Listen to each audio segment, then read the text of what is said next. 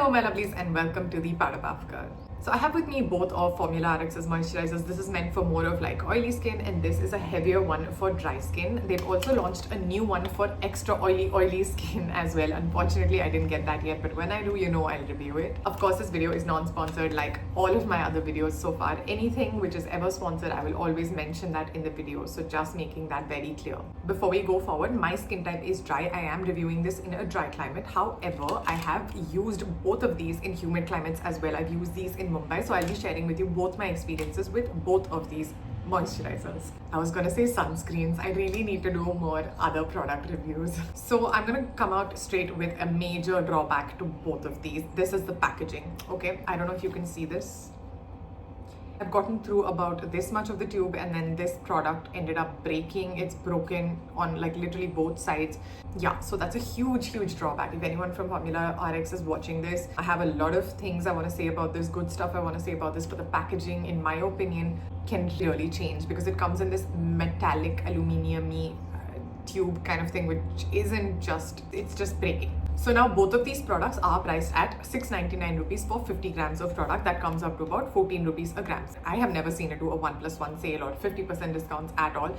You can get this for around 25% to 35% off on their website occasionally. I have linked all of the products in the description below. What I love about Formula RX products is they are cruelty free and they're fragrance free. Now getting into the lightweight formula first, this is meant for oily skin. They say it's non-comedogenic. Please understand that when any brand says a product is non-comedogenic, that is still subjective to skincare. Like for example, vitamin E or shea butter is considered non-comedogenic, but for some people it can cause some irritation or breakout. But that applies to all brands, not just this one. So here are the brand claims of this product: that it supports skin barrier, it balances acne-prone skin, that it's suitable for acne-prone skin, it soothes and hydrates, it's lightweight, oil-free.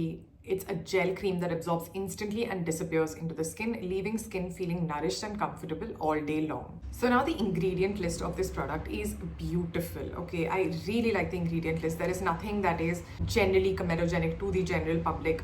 It's formulated clearly with the intent of repairing your skin barrier. We're seeing 2 ceramides over here. Okay, this is marketed for its ceramides. We're seeing niacinamide and glycerin, which is an amazing humectant. We're seeing sodium hyaluronate, which is the same thing as hyaluronic acid almost. We're seeing colloidal oatmeal, very soothing, very nourishing. So 3 very soothing, anti-inflammatory or calming ingredients we're seeing here. Okay, I can see why that they're saying that this is for acne prone skin, because I don't see any major acne triggers.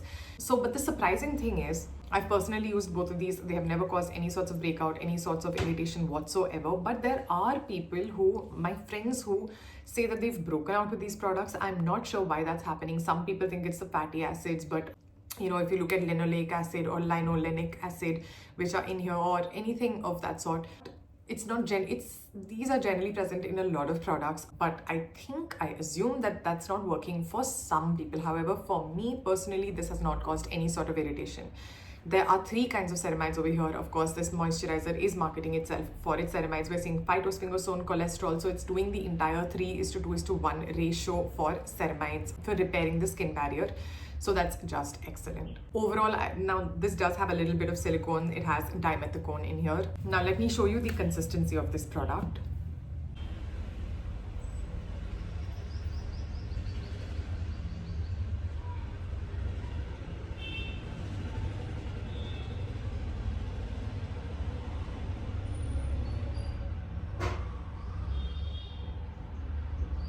Okay, it is incredible. It is very lightweight, blends super easily, sinks into the skin so fast. Now the finish of this product, once this completely dries down, and I will show you, I feel like the finish of this product is quite skin-like. Okay, I would not say it's oily. I would not say it gives a dewy finish or a matte finish. It's just skin-like. Okay, it's literally very lightweight. And now when I was using this in Mumbai, I actually really loved this. Even though I am somebody with dry skin, this was doing a fabulous job for me in Mumbai. As per how hydrating it is, as per how well it sinks into the skin, which I call the sinks in factor, I give this a 8 or even a 9 on 10. It sinks in beautifully. They mentioned that this is for dehydrated skin. I can understand why, because it does have a lot of nice sinking in factor to it. As for how well it sits on and creates that barrier, now I would give this a 6.5 on 10, which is good enough for somebody with oily skin, because with time, oily skin tends to produce a lot of oil. It creates its own barrier, so you don't want a very heavy barrier creating product. So surprisingly, this still does a decent job at creating that barrier. Okay, it's nothing greasy, it's just skin like. I do believe that this can be a little bit heavy if you have very oily skin towards the summer. If you're in a humid climate, I think they've come up with another moisturizer which is better suited for very oily skin, which is supposed to be way more watery, but I haven't tried it yet. I have no idea what that's like, just telling you that they've launched that product. I feel like this moisturizer is best suited for oily skin in. I feel like this is best suited for normal to combination skin in. And I feel like this is best suited for dry skin in.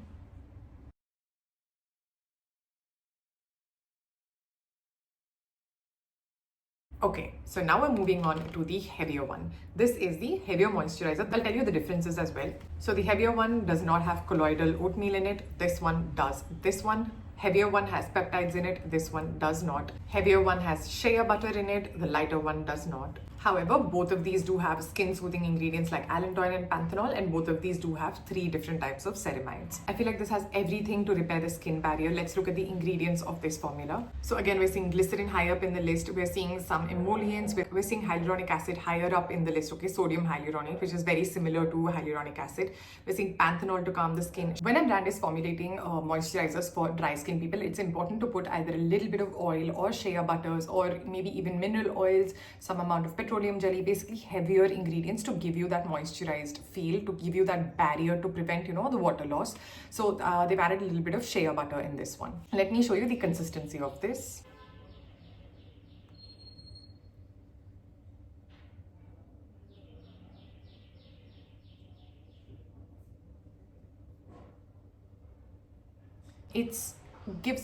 Now this is quite creamy, sinks into the skin quite nicely. I just feel like it's a little bit similar to the Deconstruct Skin Soothe Moisturizer in terms of consistency initially. But if I had to pick between the two, I would pick this one. I feel like this one does hydrate a little better. It has slightly better ingredients. It has a longer lasting hydration as well. In terms of how well I believe this one sinks in and gets into that skin and gives it that hydration, I give this a 7 on 10, or maybe a 7.5. In terms of how well this creates a barrier on top of the skin to prevent that moisture from escaping, I give this a 7.5 on 10. This has a bit of that shea buttery feel definitely to it. It has a bit of a shine. So I prefer more of like a dewy finish compared to this one, but this gives somewhere in between. Now, all in all, this one is an excellent moisturizer as well. It's formulated beautifully, did not cause any sorts of irritation or breakout. For me, however, as somebody with dry skin, I didn't feel like this was enough for me in the winters. Okay, let me just put that out there. However, this is an excellent one for maybe dry summers, stuff like that. Let me do the thing again. So I feel like this works best for somebody with oily skin in. I feel like this works best for someone with normal or combination skin in. And I feel like this works best for dry skin in.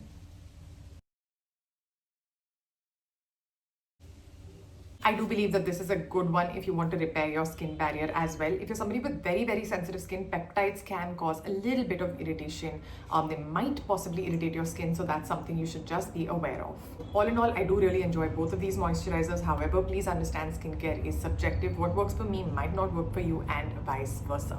If you found this video helpful, please hit that like, share and subscribe button. You can also follow me on Instagram at. And until we meet next time, lots of love. Stay healthy, stay hydrated.